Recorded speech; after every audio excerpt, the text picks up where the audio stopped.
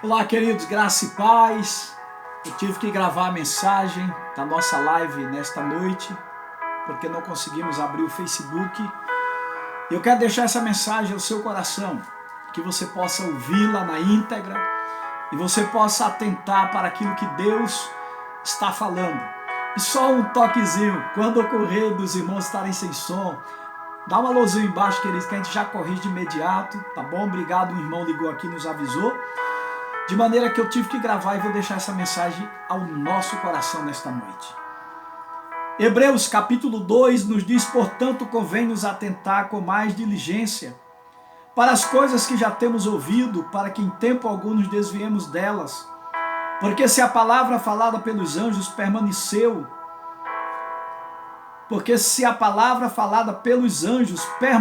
firme, e toda transgressão e desobediência recebeu a justa recompensa, como escaparemos nós, se não atentarmos para uma tão grande salvação, a qual, começando a ser anunciada pelo Senhor, foi-nos depois confirmada pelos que a ouviram. Queridos, hoje alguém chamou a minha atenção com uma frase e eu queria compartilhar. Uma grande serva de Deus, ela fez o seguinte questionamento. Ela disse: pastor, o que será da igreja após a pandemia? E ela explicou o porquê. Ela disse: porque nós estamos vendo um distanciamento, nós estamos vendo uma indiferença, nós estamos vendo até mesmo uma certa falta de atenção devida, de vigilância, de prudência, de cautela. E ela dizia isso, não era a falta de vigilância de alguém não usar a máscara. Ela dizia isso, não era até a falta de vigilância de alguém estar socialmente aderindo à reclusão de casa. Não, a preocupação dela maior não era essa, ainda que ela também manifestou isso. Mas a maior preocupação e indagação dela foi o seguinte: ela estava abordando e dizendo: pastor, é interessante como as pessoas não conseguem ir à igreja. É interessante como as pessoas não vão ao culto. E claro que ela não estava, obviamente, generalizando. Ela não estava falando do grupo de risco, ela não estava falando das crianças, que no caso aqui na igreja nós estamos tendo esse cuidado, não. Mas ela falou algo que realmente tem chamado a minha atenção. Quando ela disse: as pessoas se amontoam nas filas para receberem uma ajuda do governo.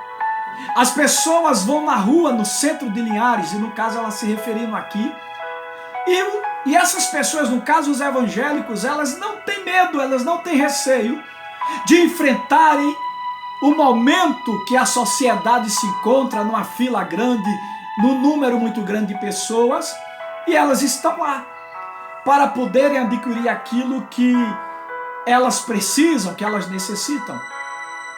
Mas ela disse: mas o grande problema, pastor, é que eu vejo que quando se trata da igreja, algumas pessoas até dizem que têm medo de ficarem enfermas. E eu entendi o que ela quis dizer e concordo em gênero, em grau, até porque ela não estava deixando de ter a preocupação com o cuidado que nós devemos ter. E eu estou citando isso para nós entendermos a leitura que nós fizemos. E eu vou só repetir a leitura, porque nesta leitura você vai concordar, sem muitas palavras, com o que eu estou dizendo e com o que esta irmã me observou. Portanto, convém nos atentar com mais diligência para as coisas que já temos ouvido, para que em tempo algum nos desviemos dela. Ser diligente. A diligência, ela engloba cautela, prudência, entendimento, sabedoria no exercício da prática das ações, das atitudes, daquilo que se vai fazer. Mas ela implica, querido, senso de responsabilidade. E eu percebo que o autor aos Hebreus, quando escreve, ele começa chamando os cristãos à responsabilidade. Isso é muito claro quando ele diz aqui, portanto convém atentar, estar atento, estar pronto, estar acordado, estar ligado, estar de uma maneira que nada lhe pegue de surpresa, estar avisado, estar preparado, estar conectado com o que lhe lardeia. Portanto, convém-nos atentar com maior diligência, ser diligente, ser cuidadoso, ser cauteloso, fazer com senso de responsabilidade, fazer com senso criteriosa, fazer com entendimento, sabendo o que me leva a ter comprometimento com aquilo que eu estou lidando. Noutras palavras, em resumo, se eu fosse parafrasear, até para que eu troque miúdos aqui, esta leitura hoje, eu iria ler desta maneira, de uma maneira sem faltar ao sentido original. É necessário ter o cuidado e olhar com mais atenção e prestar entendimento e devido valor às coisas que eu conheço. É preciso dar valor às coisas que eu ouvi. É preciso lidar com maior comprometimento às coisas que me foram faladas. É isso que o autor dos Hebreus está dizendo. E por que ele diz isso?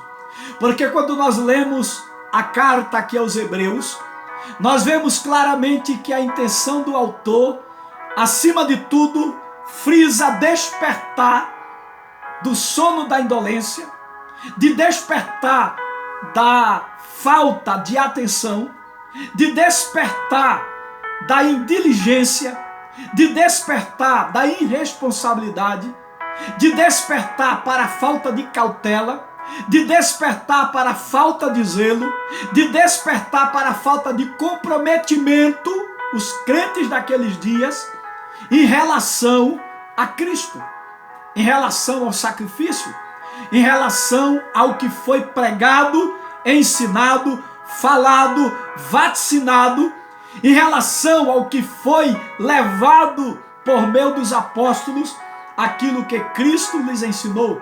Quando Paulo, por exemplo, diz, porque eu vos falei aquilo que eu recebi. E Paulo diz, aquilo que eu recebi, com diligência eu vos levei. E Paulo chega a dirigir-se a algumas igrejas dizendo, com temor e tremor, eu trago esta palavra. Paulo dizia que o seu coração estava compungido.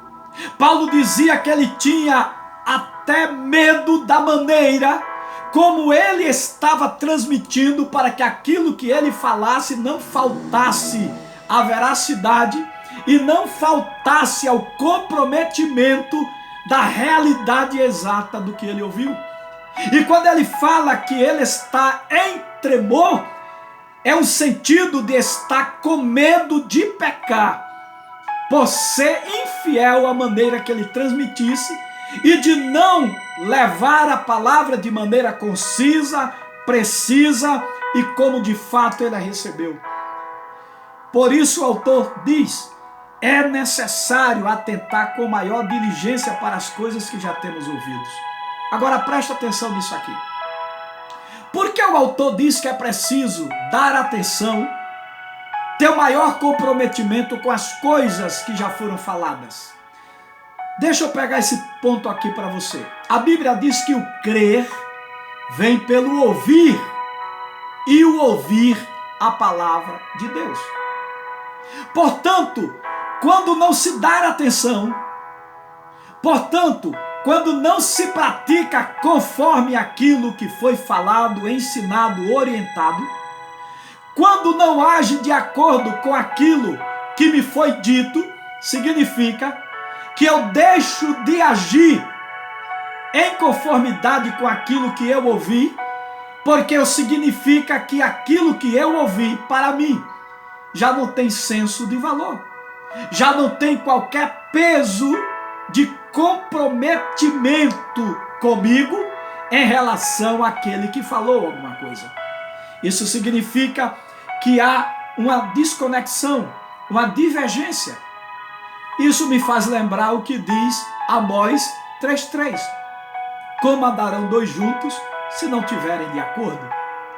Como pode alguém ouvir alguém falar se ele não concorda com aquilo que está sendo dito? E como pode alguém dar atenção ao que alguém falou se aquilo que alguém está dizendo não tem real valor e significado para aquele que está ouvindo? Porque isso é exatamente o que estava acontecendo quando o autor escreve esta carta aos Hebreus. E ele já chega com a palavra de exortação. Ele já chega com a palavra de despertamento. Eu vejo embutido dentro desta mensagem um chamado a uma falta de comprometimento àqueles que estavam ouvindo o chamado do autor aos Hebreus. Porque ele claramente denota e diz: é preciso atentar mais. Significa que não havia atenção devida.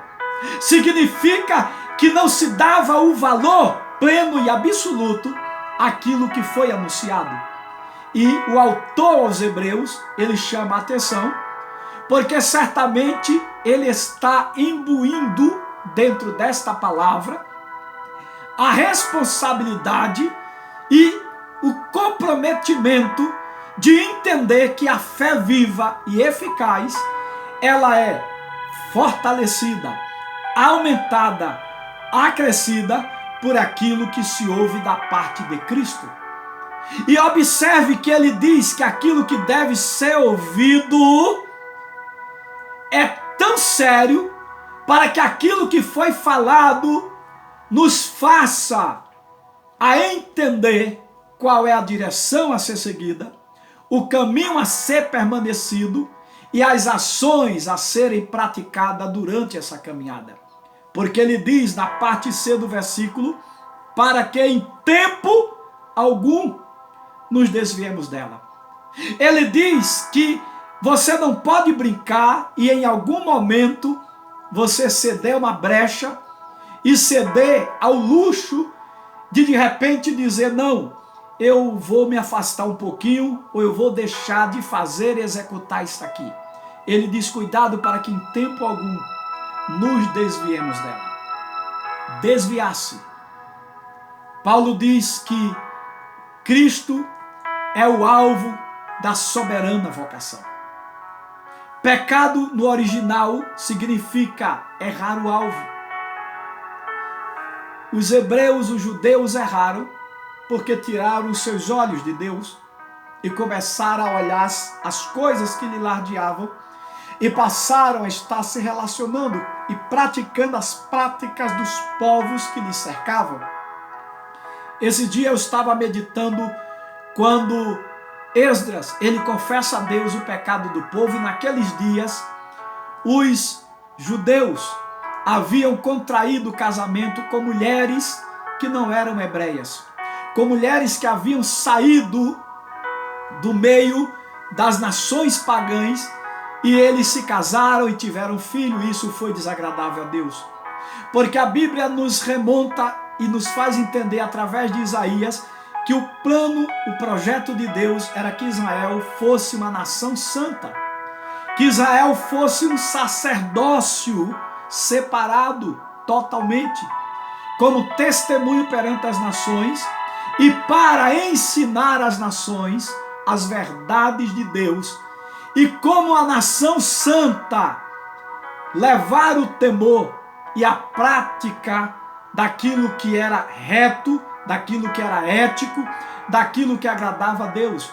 Mas Israel afastou-se, desviou-se, seguindo ídolos, seguindo outros deuses, virando a costa para Deus e aplicando no meio da sua própria sociedade algumas práticas que a lei de Moisés condenava.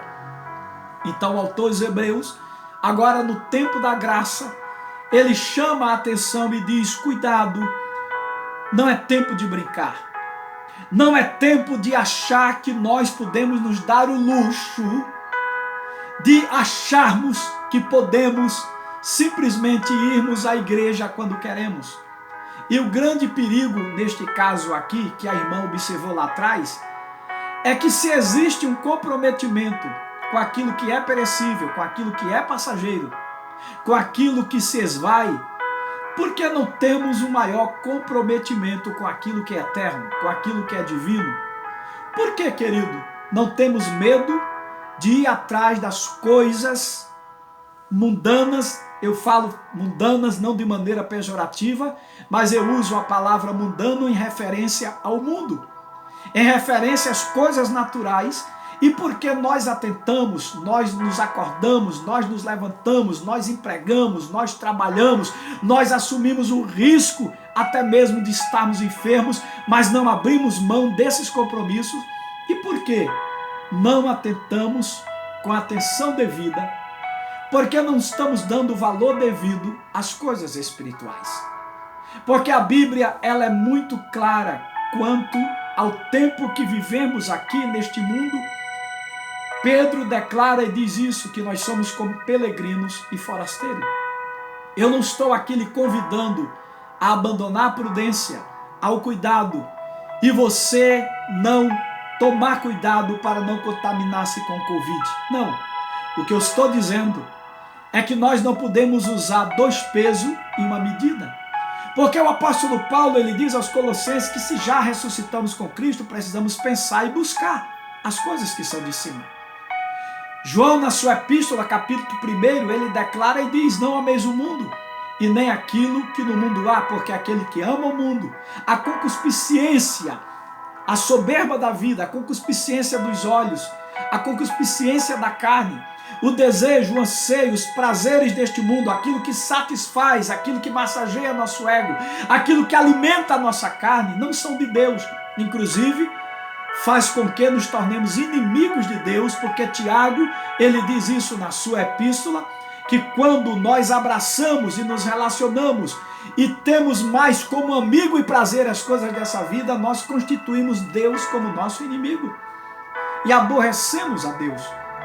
Paulo, quando fala aos Romanos capítulo 8, quando ele fala do poder da graça, da vida de graça, da novidade da graça, ele é muito claro, bem como ele também fala aos Gálatas capítulo 5, acerca das obras da carne e das obras do Espírito. Tanto aos Romanos como em Gálatas, Paulo, ele traz a mesma mensagem dizendo: olha, precisamos tomar cuidado para que a nossa maneira de viver neste mundo não seja praticando aquilo que desagrada a Deus e nos afastando das coisas que glorificam e revelam Deus na nossa vida. E Paulo diz: porque aquilo que se semeia na carne se colhe corrupção e condenação eterna, mas aquilo que se semeia no Espírito colhe-se no Espírito e na glória eterna de Deus. O que eu estou apenas tentando trazer para você nesta palavra de reflexão não é uma apontar de dedo, nem uma palavra acusatória, mas é uma palavra de diligência, é uma palavra de despertamento, porque, na verdade, nós observamos, abre aspas, que muitos cristãos enfrentam o mundo e tudo que nela está, mas tem medo de ir na igreja, na casa de Deus. Há um paradoxo. Há alguma coisa aqui que não está havendo uma convergência de entendimento acerca de comprometimento com Deus e com a sua palavra.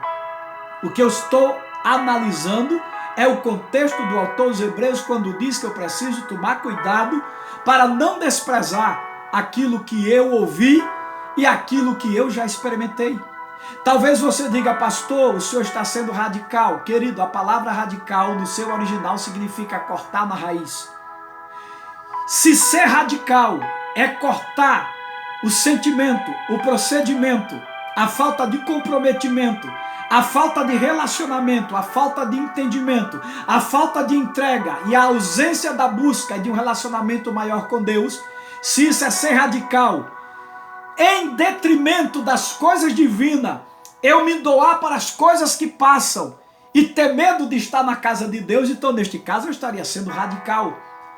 Mas eu quero ser o radical de maneira bíblica e concisa em que nós cortemos pela raiz aquilo que nos distancia de Deus, nos afasta de Deus, nos desconecta da sua palavra.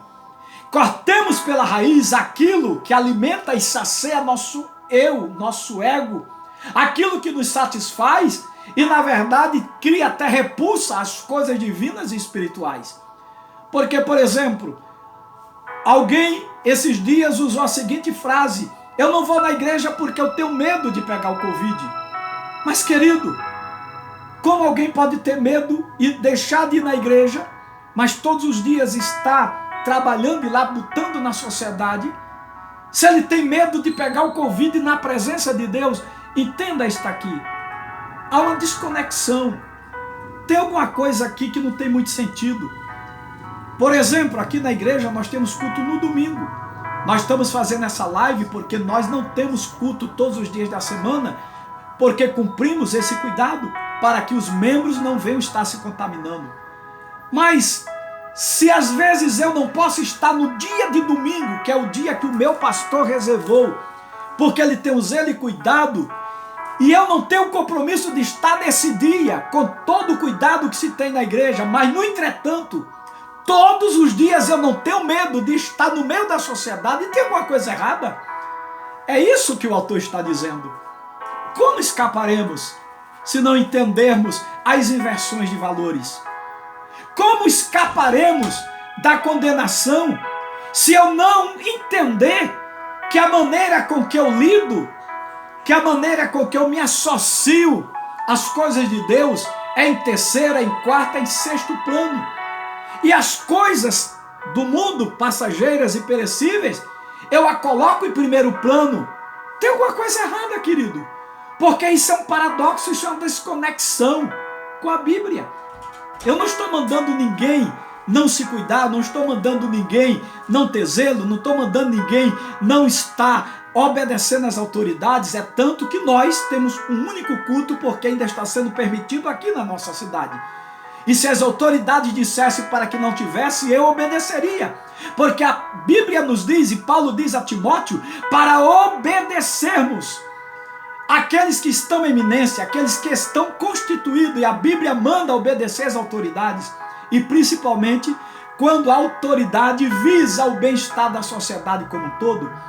Além de igreja, como corpo espiritual, corpo místico, nós somos uma organização e uma associação humanamente falando, e temos que obedecer às autoridades.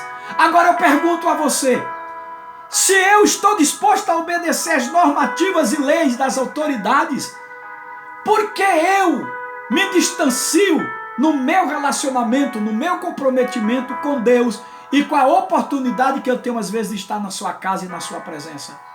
É neste ponto que eu estou tratando e é nisto que eu quero chamar a sua atenção, porque o autor dos Hebreus, ele diz, se a palavra que foi falada de advertência pelos anjos, e talvez você diga, pastor, não tem nada a ver essa palavra. Claro que tem, querido.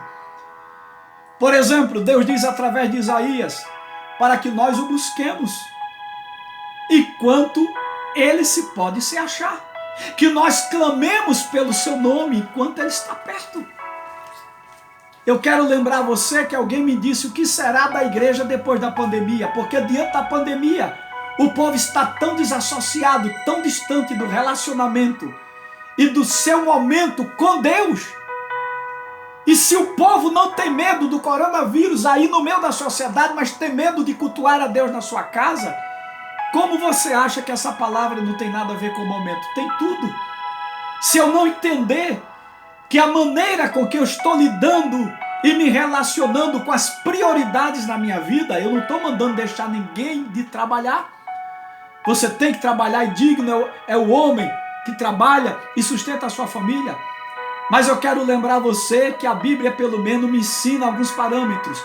Eu e Deus, eu e minha família, eu e meu trabalho, mas eu e a minha igreja como corpo que eu participo. Mas o problema é que esse quarto pilar aqui está com defeito. Porque se eu não tenho tempo para estar na casa de Deus, isso pode ser um reflexo do primeiro pilar, eu e Deus. Lembra de Asaf, Salmo 73? Asaf atentou para as coisas que lardeavam, para a prosperidade, para a riqueza, e o coração de Asaf começou a se distanciar de Deus e a sua fé começou a estar sendo tutibiada. Asaf começou a ter um caminho capenga, e ele diz lá, leia depois: por um momento eu quase me desviei, me desvencilhei da tua presença.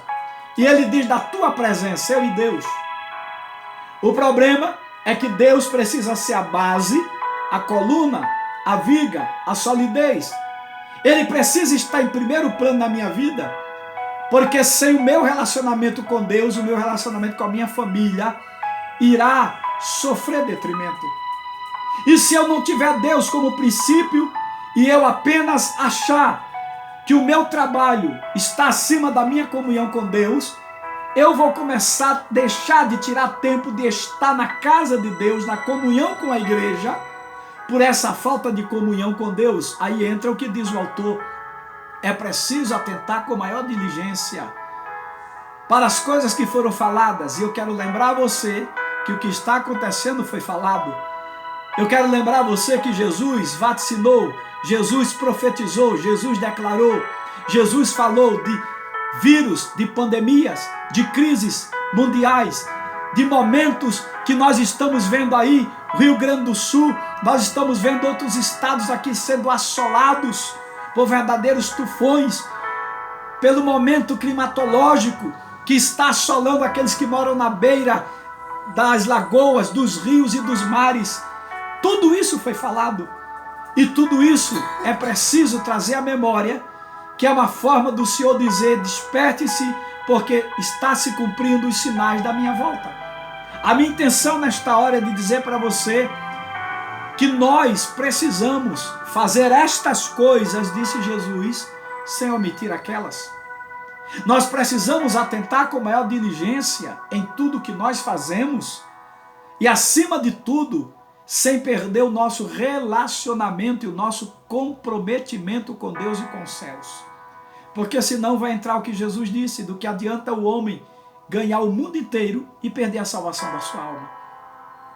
Se eu não entender que eu preciso, se eu não posso, por causa do meu trabalho, estar na minha igreja onde é permitido, então você, como igreja, tem o seu momento de intimidade, de comunhão, de meditação na palavra, o seu momento de buscar a Deus, o seu momento de alimentar a sua alma com a palavra. O grande problema é que nós estamos vendo que aqueles que se formaram dentro da psicanálise, a área clínica, está aí na televisão para não desmentir, o número de pessoas em crises de depressão, em crises de existencialismo, outras pessoas até tirando a sua vida pelo momento que elas estão vivendo. E aí é onde eu quero atentar e dizer a você: Deus é a base, é a coluna, é a solidez. Deus, Ele é o princípio. Deus está no meio e Deus precisa estar no fim da minha caminhada. O que eu estou querendo dizer a você é que é tempo de eu atentar com maior diligência acerca do meu relacionamento, do meu comprometimento. Eu posso não ir na igreja, porque aqui não é uma palavra de cobrança, é uma palavra de reflexão. Mas o problema, pior do que não ir na igreja, no templo físico, é que Deus tem revelado nesses dias que eu sou a igreja. Mas esse é o problema. Onde está a igreja de Deus? Aonde estão os cultos nos lares? Aonde está a prática do sacerdócio daqueles que são cabeça na sua casa? Aonde está a família reunida para orar, para jejuar, para louvar, para adorar? Aonde está a família que busca a Deus? Onde está a família que está crescendo espiritualmente? É preciso atentarmos com maior diligência. E o meu chamado maior aqui não é o fato da ausência na igreja física. A minha maior preocupação é a falta de diligência como igreja espiritual, como corpo místico de Cristo. Até porque eu estou encerrando agora. O autor diz: como escaparemos nós se não atentarmos para uma tão grande salvação? Como nós iremos escapar, querido? Não apenas do momento do Covid, não apenas do momento das enfermidades que assolam o mundo, mas escapar da condenação eterna, se eu perder a minha intimidade, a minha comunhão, se a minha vida não tiver como centro aquele que é a fonte inesgotável, aquele que me alimenta, aquele que me sustenta. Fique com essa palavra, medite sobre isso e compreenda que é tempo de nós colocarmos Deus e nunca tirá-lo do primeiro plano, do centro. E não estou dizendo para você deixar o seu trabalho, eu só estou dizendo que coloque Deus de volta, talvez do lugar que ele foi tirado e você não percebeu. Que coloque no seu lugar, porque a Bíblia nos diz em Eclesiastes 3 que há um tempo e um propósito. A Bíblia nos fala das coisas de maneira ordeiras, e o próprio Paulo diz que tudo é com ordem e decência. E quando não há uma ordem de primazia, de princípio, de Deus estar no centro da minha vida, então tem alguma coisa errada. Significa que eu não estou de maneira diligente atentando para a volta de Jesus e não estou me preocupando em alimentar a minha alma, fortalecer a minha fé e permanecer inabalável nesta salvação. Porque tudo do que está acontecendo, entenda, a ausência de Deus, a ausência do Espírito, a ausência da palavra, a falta de relacionamento, a falta de jejum, a falta de oração, a falta de adoração, a falta de comunhão a Deus, não tenha dúvida, tem sido a razão maior de tantos cristãos estarem se afastando. Um outro dia, 2 grandes pastores de renome citou e disse que após essa pandemia, 30% da igreja estaria afastada. Não precisa terminar a pandemia, queridos. Nós vemos pessoas que outrora cantavam, louvavam e adoravam a Deus, e elas já se afastaram. É disso que eu estou refletindo nesta noite. A prioridade e o lugar de Deus como centro da nossa vida em tudo aquilo que nós fazemos. Portanto, atentemos com maior diligência para as coisas que nós ouvimos, que nós já conhecemos porque experimentamos, para não perdermos a comunhão e a salvação que o Senhor nos deu. Deixa eu abençoar a tua vida. Pai, em nome de Jesus, nos ajude para que prudentemente e com sabedoria estejamos cuidando, Senhor, do nosso corpo físico, porque ele é o templo do teu Espírito, e cuidando da saúde, Senhor, e cautelosamente evitando o contágio do Covid. Mas que não nos esqueçamos que nós somos o teu templo, a tua morada, e que a minha comunhão e o meu relacionamento com o Senhor precisa a cada dia ser fortalecido e alimentado da tua presença. Por isso, abençoa teus filhos, abençoa a tua igreja. Ó Deus, socorre aqueles que estão enfermos e livra aqueles que não foram contaminados, e abençoa e desperta o teu povo, para que mesmo aqueles que não podem estar fisicamente na igreja, como por ordenança das autoridades, mas que o teu povo não se esqueça que ela é a tua igreja viva,